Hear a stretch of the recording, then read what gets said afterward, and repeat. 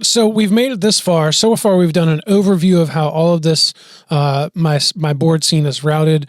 We've talked about drums. We've talked about the band. We've talked about the vocals. We've even talked about the effects racks and how I'm utilizing those. And now what I want to talk about is how I've built my stream. What is my approach to how I've built my stream and crafted this sound? So we start out with looking at these inputs here, and these inputs are EQ'd and compressed according to what my live stream needs. Okay. And then I've taken those sounds and I've built a mix with the faders in the room. It all starts with building a mix in your room. Regardless of how you EQ and compress, you can work on that stuff later, but the faders need to be in the spot that you want them to be on average in your room. I mean, if you take a fader from 0 in your room and then you crank it all the way up, you're going to have some pretty drastic changes. But typically speaking, for me, my faders might move up or down like 3, 4, maybe 5 dB on either side, but that would be a really drastic swing. Because I'm using the multiple levels of compression within my setup, I don't have to make drastic changes throughout my mix. So with that being said, my faders pretty much stay in one spot. The next thing that I do is I've built a post-fader mix. So I'm using bus 11 and 12, and this is a post-fader mix, and then I've built my mix here, which started with everything at Unity. So everything tends to start out here, if I use this as an example, here at Unity. And what that means is it's taking a direct copy of whatever is going into my house mix, and it's sending it into this live stream. It allows me then on my main mix, if I turn this fader up, now it's going to be coming through this exact amount in my live stream. All right. So if I turn it up here to Unity, it's at Unity. If I turn it all the way down, it's all the way down. But I have the capability in here that it's a 1-to-1 mix because this is at Unity. Now you'll see a lot of these are turned down some, and that means that even if this fader, let's see, if this fader, let's say, is at Unity here, in my live stream, I can say, no, I need less of that in my live stream mix. So I can turn it down. I could turn it way down if I wanted to. So, but you can also see on the pastor's mic here, as an example, the pastor's mic is turned up some compared to where it is in the house mix. This is just a way that we can make alterations for our live stream and customize it to meet our needs. What you'll see is the band typically, the instruments that are loudest in the room, we tend to have those turned down in our main mix. So those tend to be louder in our live stream to compensate. Conversely, things like vocal microphones, vocal mics are having to overcome in our room, they're having to overcome the natural sound of these drums or guitar amplifiers. So we have those turned up in our house mix to compensate for the other live instruments that they're battling. But when we get to our live stream mix, they're typically going to be way too loud. And so by turning those down, this helps to even out the mix of band and drums to vocals. So then we've gone through, and for me, I've even got over here, I've got pads and my keyboards. Those sounds are there. And then we have the effects returns. Now, this is where it gets different. Let's take a look here at our main mix. Oh, that's actually a pretty good one to look at. The pads. Look at how low the pads are in my house mix. And then when I click on my live stream, all right, this is at Unity. So I'm getting the same amount of signal. They're turned down. They're turned down both in the house and in the live stream. But let's take a look at my effects returns here. So we've gone through the last video. We talked about the effects and how those are EQ'd and mixed and all these different things. And what I've got here is my main mix, and this is where my effects racks sit right here. So from here, effects rack return 1, all the way over to effects 4 return. All right, so these faders are mostly at unity, and I talked about how I tend to use the volumes that are inside of these effects here. If we were to open some of these up, they have volume knobs within them, and I've adjusted them to meet my needs so that I could leave these faders close to unity. The delay in chamber is a little bit different. We've talked about that, but let's keep going. So when we're looking at this, we've built a mix here for our room, okay? And then if I look at my live stream has a slightly different mix of how much these effects go in to the mix. So all of these things combine to start to build and craft a mix. And if I make any adjustments to any of the faders that are for my main mix, if I turn this up or down, it will follow in my live stream because it's post-fader mix. I've got a video about that. I'll link it in the description. It's pre-fader versus post-fader, and you can take a look for yourself there. But we have one sound engineer that's mixing both mixes, so I only want them to have to move a fader one time, and it follows that sound in the room and in my live stream. All right, so we build that mix, and I can visualize that on these faders here for my bus. So these are all my buses, and my buses are laid out with, again, we talked about this in the overview, but the buses are laid out with some in-ear monitors. Then I've got a band bus that I make some slight changes to for my room. And then here is my live stream bus. It's a stereo bus, it's linked, and that's where all of my mix comes in to this live stream bus. Now this bus, we're going to streamline this a little bit because I'm using a bus and a matrix. I know it seems sacrilegious to use both a bus and a matrix, but I'll tell you why in just a minute. We pause for a quick commercial break. Please take a second and visit the like button and the subscribe button. All right, so we've trimmed this down, and this is now just looking at the live stream bus, and then the matrix we've added on as well, and we can see and talk about these now. So the live stream bus, I want to look at the channel strip for it. So the channel strip first has an EQ, then we use the in-channel compressor, or the channel strip compressor, and then we're hitting another effect. That effect is the dual Ultimo compressor. So what I want to do is bring up the channel strip, and we can look at these settings, and I'll tell you why I'm doing the things I'm doing. So first we have the EQ. So the EQ here, I've got a little bit of top end added in. And then this part right here, 500 hertz, we've done a lot of work for removing 500 hertz out of our different instruments. But now that we have it controlled and we've got it in a good spot, I actually add some back in. Most of the people that are listening to this mix are missing out. If they're listening on a TV, if they're listening on a laptop, most likely a phone, maybe a tablet, those devices are not going to do anything much lower than 300 hertz, if they're lucky. So what we do is we boost 500 hertz. That helps to round out the sound and make it nice and warm. Then I do have a low end boost for those of us that have subwoofers in our system. I do bring up a little bit of this low end here, and that's at about 80 hertz.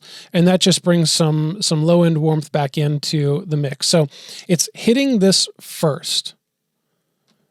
Note, it's hitting that first. So EQing first, then compressing. So let's take a look at the compressor now. The compressor is going to be pretty gentle. It's 2.5 dB. Okay, we've got some makeup gain here, and the knee is set at 2. So it's a nice gentle compression, and it's adding a little bit of gain back into the mix.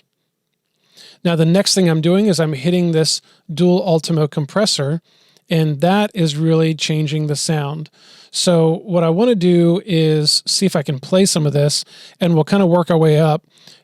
I've got to turn to get the true sense of how this is working.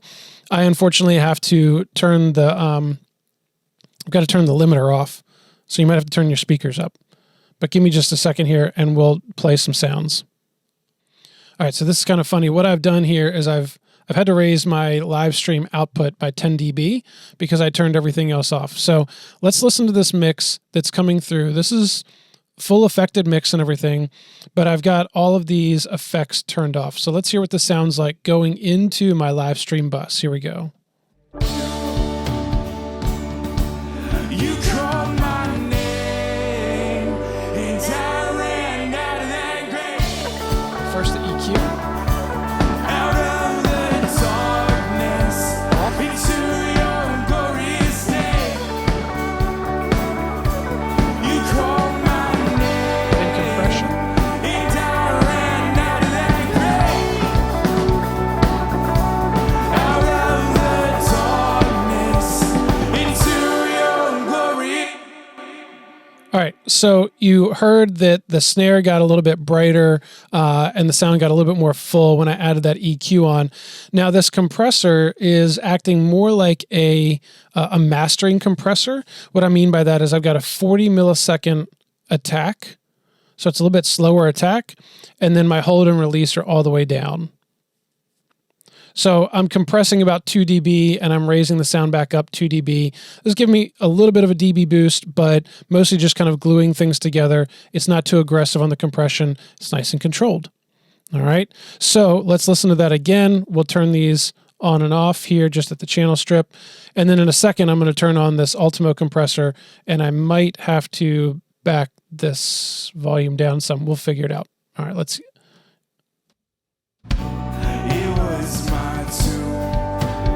EQ. Till I met you. That's the EQ. You called my name and I ran out of that grave. All right, now the dual Ultimo. Out of the darkness into your glorious day.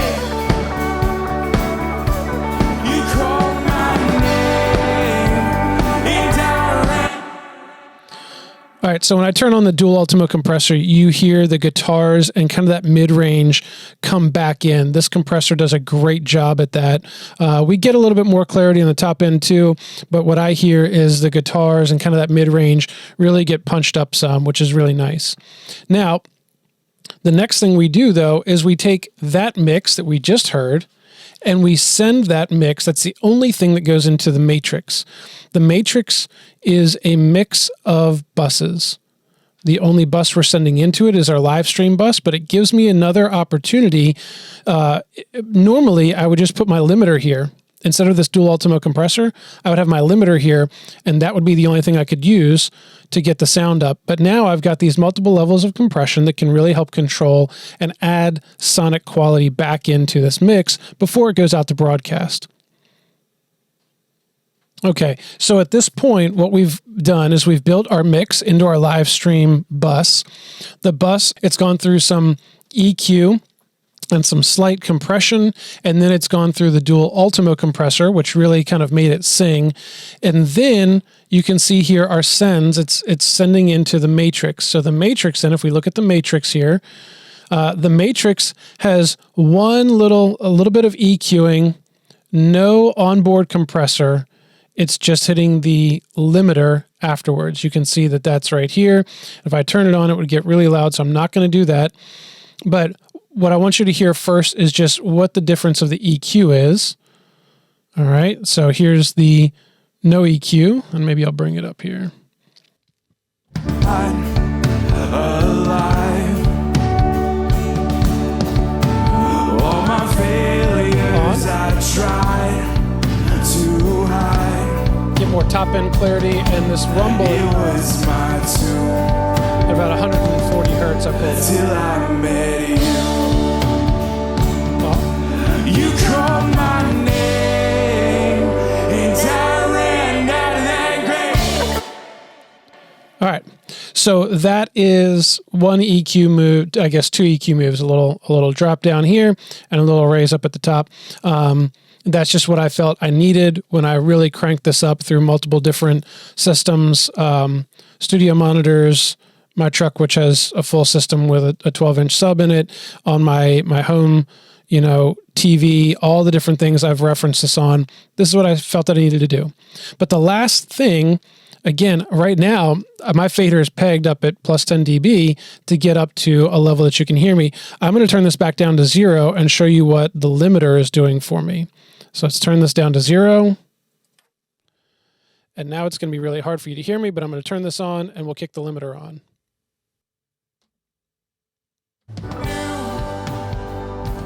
Jesus, when I met you, oh, what a day when you called my name.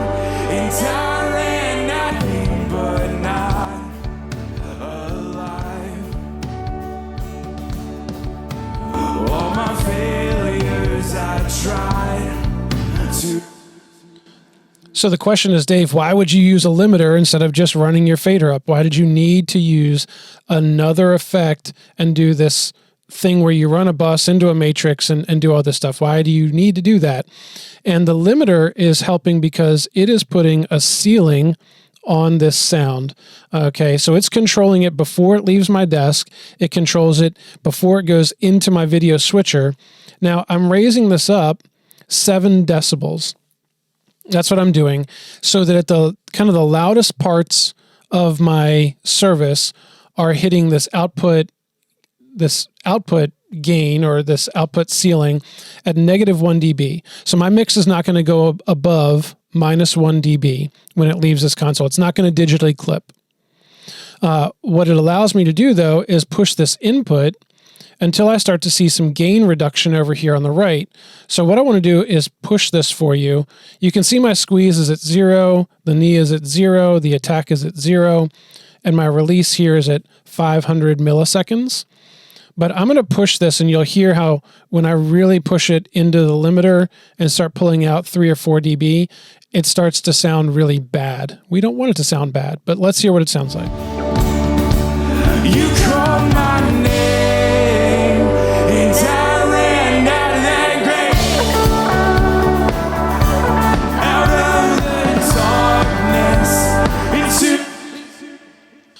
So a lot of times you'll hear the phrase pumping.